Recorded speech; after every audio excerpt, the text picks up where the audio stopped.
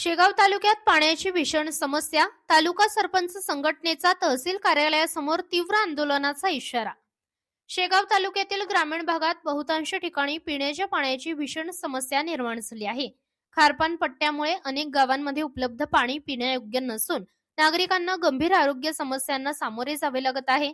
मात्र जीवन प्राधिकरण तसेच ग्रामीण पाणी पुरवठा विभागाकडून पाणी पुरवठा संदर्भात होत असलेल्या कामचुकारपणामुळे नागरिकांचा संताप वाढत आहे।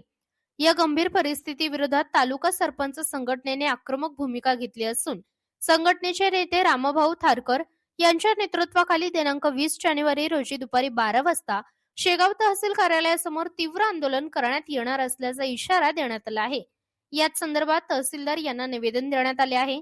निवेदनात खारपान पट्ट्यातील गावांना तातडीने शुद्ध व सुरक्षित पिण्याच्या पाण्याचा पुरवठा करावा, पर्यायी जलस्रोत उपलब्ध करून द्यावेत, तसेच संबंधित विभागांच्या हलगर्जीपणावर कठोर कारवाई करावी अशी मागणी करण्यात आली आहे। यावेळी खारपान पट्ट्यातील नागरिक मोठ्या संख्येने उपस्थित होते।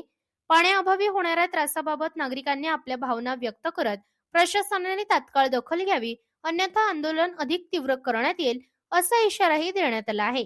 Bureau report, India news 1 Marathi.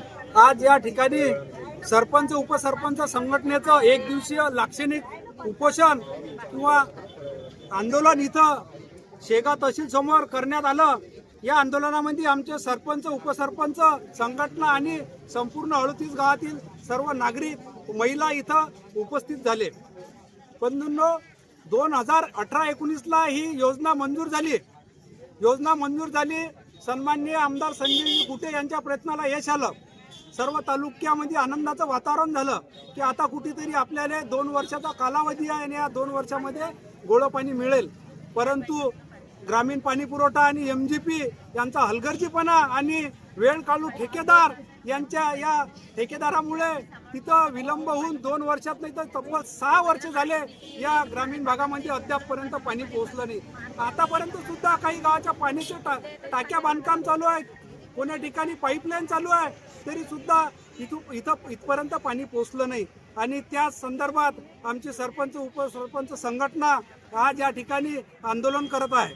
येणाऱ्या आता या 1 महिन्यामध्ये जर ज्या गावचं काम पूर्ण झालं त्या गावाला जर पाणी नाही मिळालं तर आम्ही आमचं आंदोलन अतिशय तीव्र करू।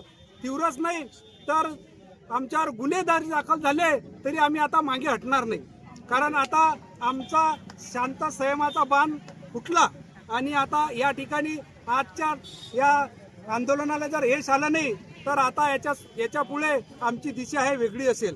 त्याच्यामध्ये आम्हाला आमच्या अंगावर गुन्हे दाखल जरी झाले तरी आम्ही ते घ्यायला तयार आहोत।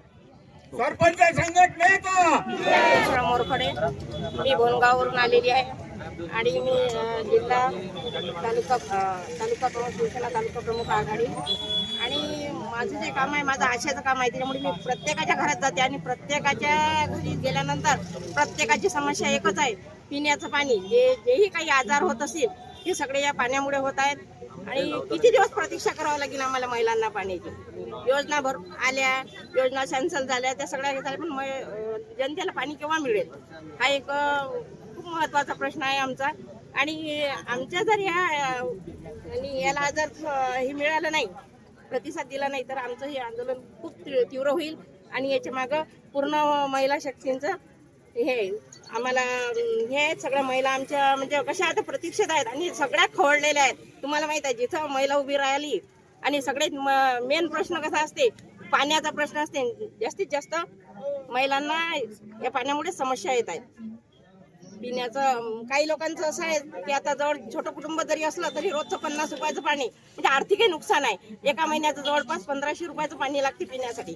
आणि जे लोक दुर्बल घटक आहेत गावातील की जे विकत घेऊ शकत नाही, ते दूषित पाणी पिल्यामुळे त्यांना वेगवेगळ्या आजाराला सामोरे जावं लागते। आता ताजं उदाहरण जर म्हटलं तर आमच्या इकडे केसगळतीचं, किडनी स्टोनचे असे भरपूर आजार आहेत। जवळपास 50% 60% जे आजार आहेत हे सगळे पिण्याच्यामुळे। आम्हाला किती दिवस प्रतीक्षा करावं लागेल शासनाला? आमची हेच मागणी आहे की आम्हाला आणखी किती दिवस वाट बघावी लागेल।